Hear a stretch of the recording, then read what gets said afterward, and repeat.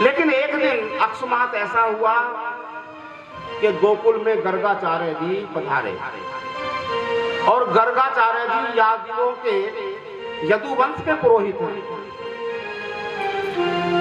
वसुदेव के सखा भी हैं और पुरोहित भी हैं, गुरु हैं। और वसुदेव ने ही उन्हें कहा कि गुरुदेव, मेरा पुत्र, दो पुत्र हैं, बलराम और कृष्ण।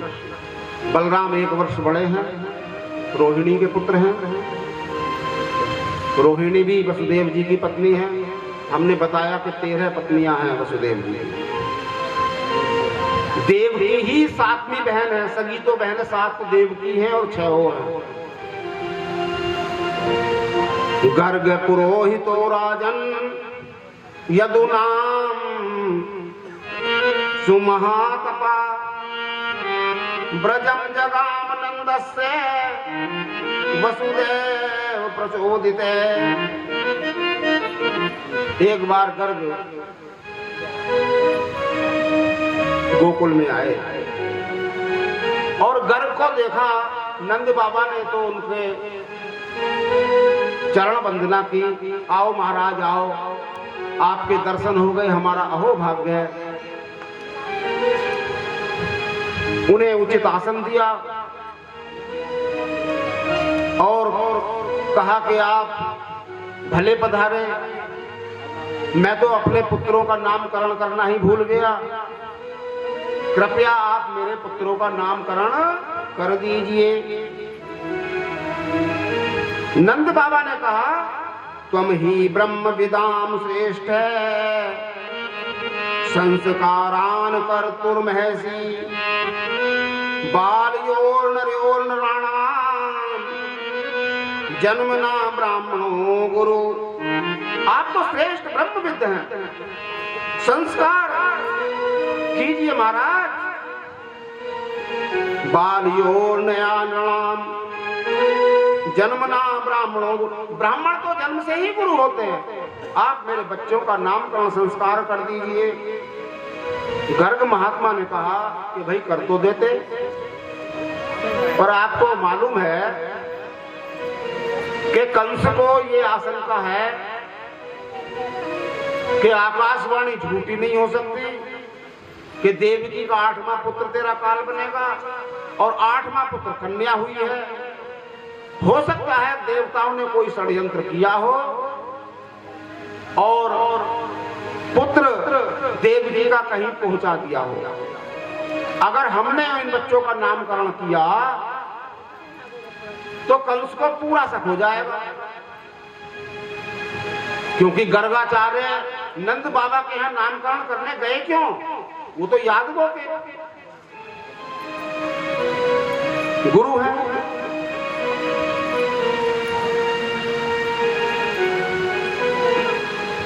तो गर्गाचार्य जी ने कहा, यदूनाम महाचार्य ख्यातस्य भूवि सर्वतः सुतम मया संस्कृतम ते मन्यते देवकी सुतम।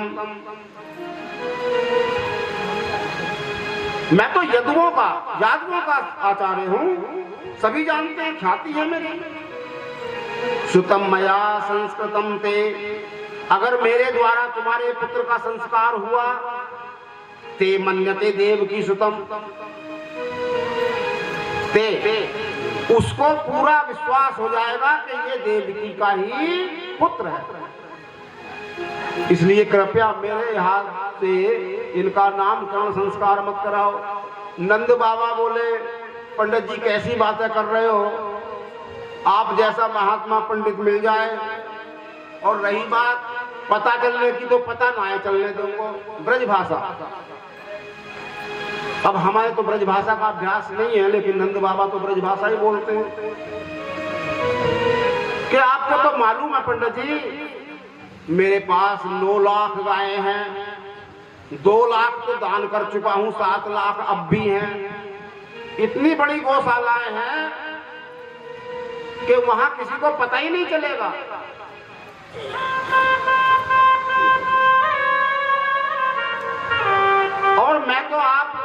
गोकुल वासियों की छोड़िए, मैं तो अपने भाई बंधुओं को भी खबर नहीं करूंगा। सारा काम एकांत में होगा।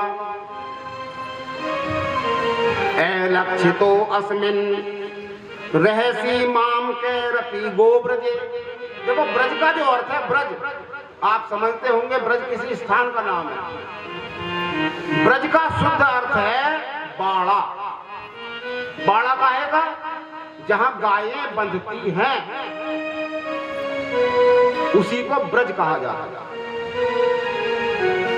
ए लक्षितो अस्मि रहसी मां में कैरपी गो ब्रजे। मेरे गाय के बाड़े में चलो, गौशाला। कुरु द्विजाति संस्कारम,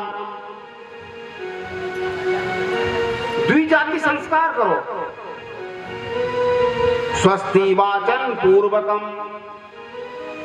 पहले स्वस्ति वाचन बोलना।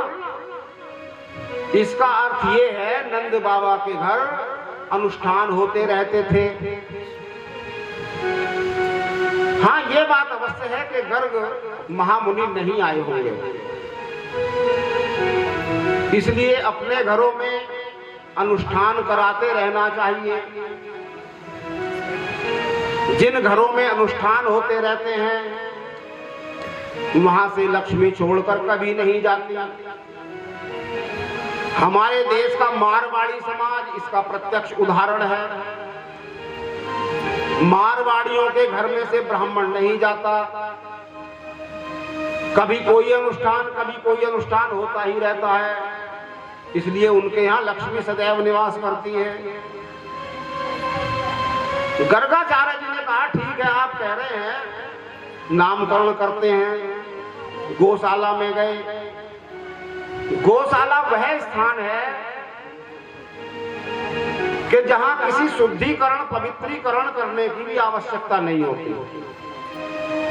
जहां 3 महीने देसी गाय बंध जाए वह अपने आप में तीर्थ हो जाता है, और ब्राह्मण स्वयं जंगम तीर्थ होता है।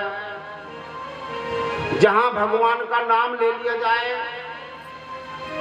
वह स्थान, वह शरीर पवित्र हो जाता है।